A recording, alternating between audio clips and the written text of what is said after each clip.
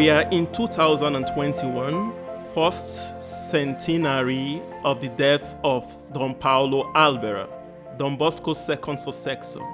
We are here with Paolo Vaschetto, a Salesian brother, who will help us to know better his life and work.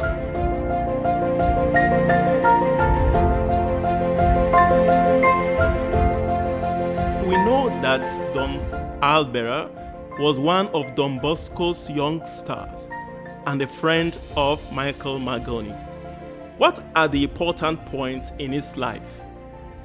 When he was only 18, Don Paolo Albera was part of the first group of Salesians who went with Don Rua to Mirabello to found the first Salesian house outside Valdocco. Later, in 1868, as a deacon, he was present at the consecration of the Basilica of Mary Help of Christians in Turin. Few months later, he had the joy of being ordained a priest in Casale, with the encouragement and special wishes of Don Bosco. Don Paolo Albera, now a young priest, was ready to go anywhere in the world in Don Bosco's name. In fact, he was sent for some years as rector to Genoa and then as provincial to France. At that time, France was rather hostile towards religious, but it turned into a sort of promised land when Don Bosco undertook triumphal annual trips there with the aim of collecting funds. Don Albera was always at his side during those visits. When Don Bosco could no longer visit France, Albera himself would go to Valdocco to see him and accompany him during his illness. He would have liked to be at his side during the last moments of his life, but for various reasons, on 31st of January 1888, the news of Don Bosco's death reached him while he was still in France.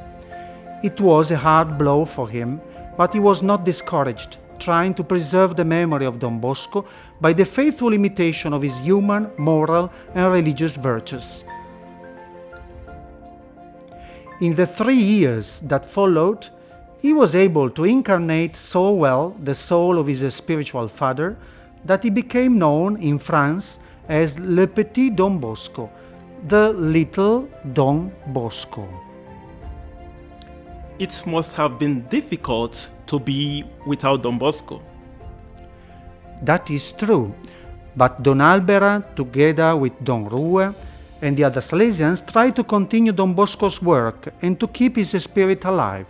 In 1892, after finishing his term as provincial in France, he was called to Valdocco to become the spiritual director of the congregation, what we today call the Counselor for Formation.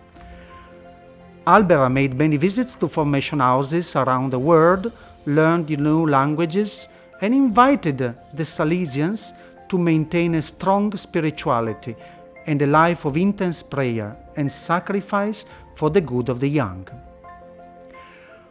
One of the most remarkable of these visits was to all the Salesian houses in America. It was a journey that lasted 3 full years and covered the whole continent, from Tierra del Fuego in Argentina to New York.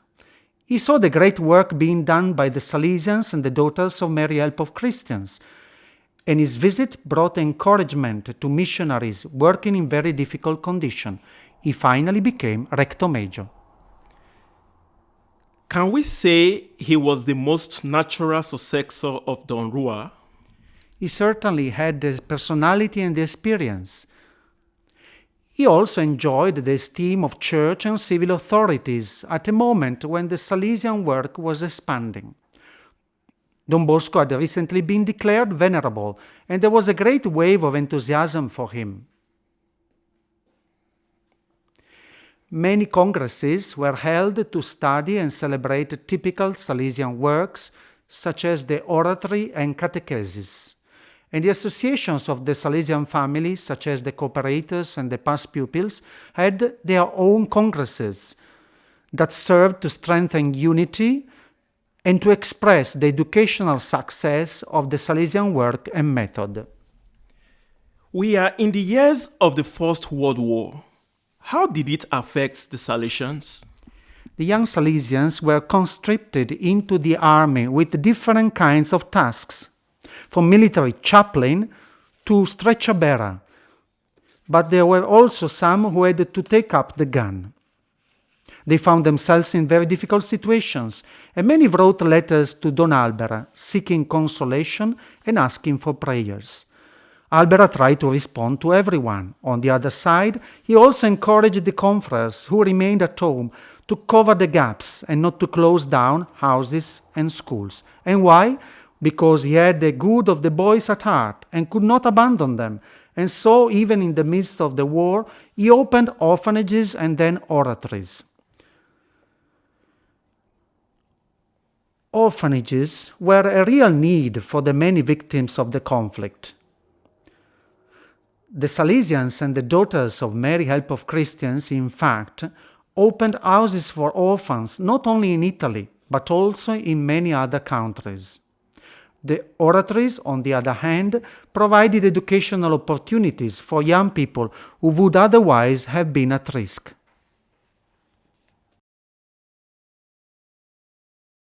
Salesian oratories, boarding schools, and technical schools became known everywhere, and requests for new houses poured in from all over the world. At the same time, there was an increase in vocations, and so Salesians kept looking for new ways of expanding their work. What were the young people like between the end of the 19th and the beginning of the 20th century? Many people were worried about the situation of young people. The Industrial Revolution had brought some well-being, but also had led to secularization and the alienation of the working classes from the church. Many were migrating to other countries. Unfortunately, the Salesians were there to assist them. In Europe, however, there were anti-clerical groups working against the church and trying to attract young people. In this situation, oratories and technical schools played a fundamental role.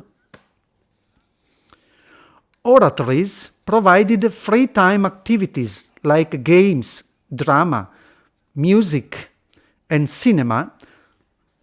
That was the oratory in those days, while technical schools prepared young people for work. Thanks to the Salesians, therefore, many young people acquired a solid education for the future.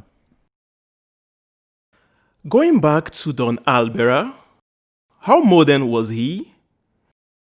Was he attentive to the signs of the time?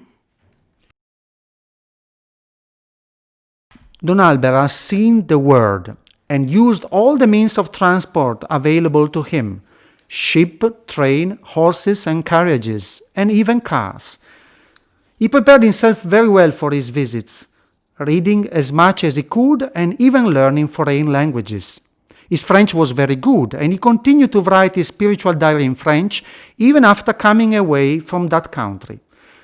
Later, he realized the importance of English and began studying that language at the age of 60. His spiritual diaries from 1902 to 1910 are in English. Not perfect, but certainly a commendable effort. As for reading the signs of the time, I think Don Albera tried to give a modern flavor to the oratories.